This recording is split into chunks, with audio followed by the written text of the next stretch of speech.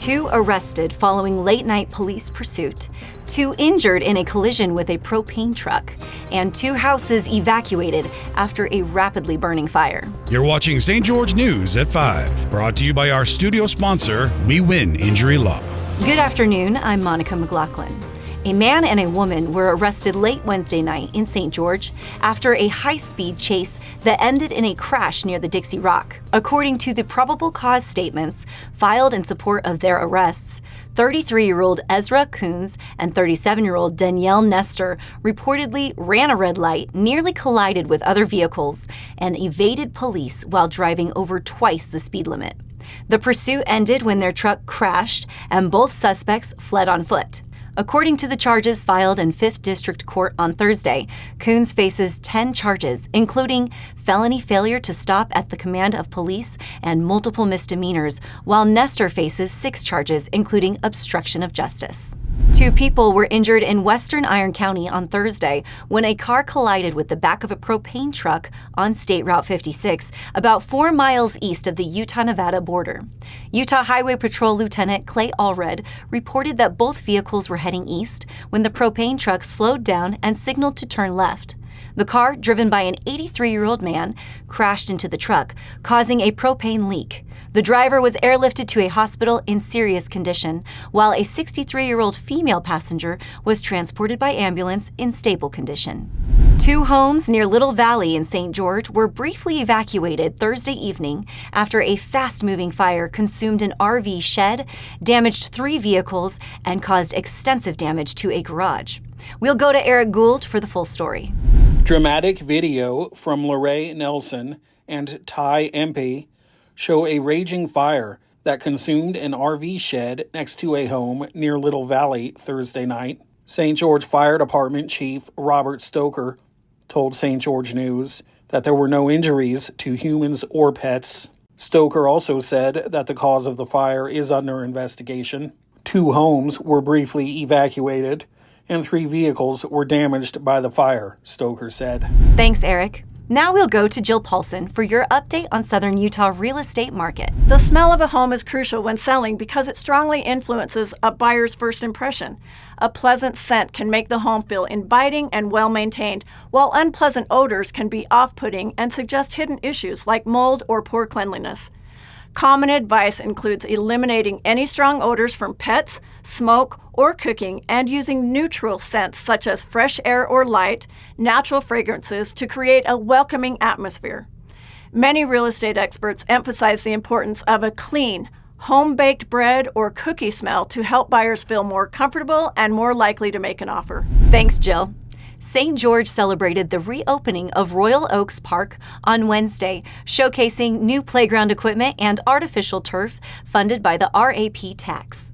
Here's Maury Kessler for the full story. St. George City officials and residents gathered at the Royal Oaks Park on 1400 West to celebrate the installation of new playground equipment at the community park. Royal Oaks is one of a handful of parks that has had or will have their aging playground equipment replaced by the city. Along with the new playground, the wood chips that once blanketed the ground there have been replaced with artificial turf. St. George Parks and Community Services Director Shane Moore said he is happy with the renovation and highlighted that it was paid for by the county's Parks, Arts, and Recreational Tax, more commonly known as the RAP tax. This is replacing a playground that was put in 25 years ago, and it's really rejuvenated the entire park. The RAP tax is great because it fills in the holes where park impact fees and our city's general fund budget, which pays the police and pretty much streets and everything else, it fills in those holes. RAP tax can be used for any park-related project, recreation or art-related project. The best part about it is it's paid for by the tourists as they come down. It's collected on restaurant tax, it's collected on hotel rooms, and so it's really one of those things that every time somebody spends money in our town, some of that money goes right to our infrastructure. The RAP tax is a sales tax that provides funding for various park and recreational projects, as well as art groups and nonprofits across the county. Originally a ballot measure that passed in 2014, voters will need to vote to renew the RAP tax this November if they wish to see that funding continue. Thanks, Maury. Turning your movie idea into a screenplay can be tough, but experts say a compelling logline, strong conflict, and proper formatting are key to grabbing a filmmaker's attention. Here's Adele Park for more on what it takes to get your script noticed. Southern Utah is a mecca for filmmakers, and not just those from Hollywood who are attracted by the breathtaking and diverse landscapes. Groups like the Film and Media Alliance of Southern Utah exist for the sole purpose of helping people turn their story ideas into films. Alliance President Adam Mast says screenplays are the foundation of every great film.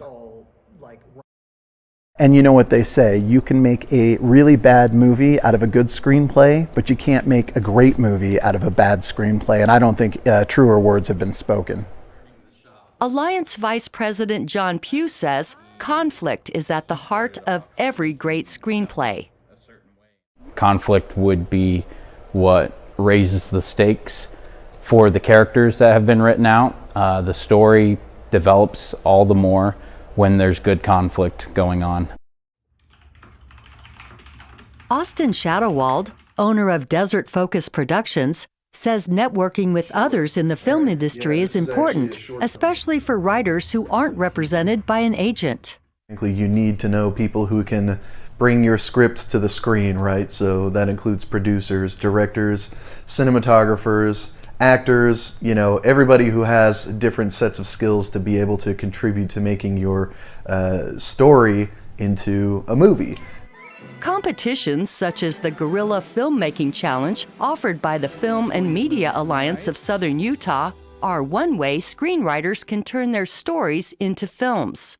This competition is held twice a year and open to filmmakers of all abilities. Thank you for watching St. George News at 5. To learn more about our studio sponsor, We Win Injury Law, go to wewininjurylaw.com. I'm Monica McLaughlin with St. George News, your #1 source for local news. This has been St. George News at 5, brought to you by We Win Injury Law.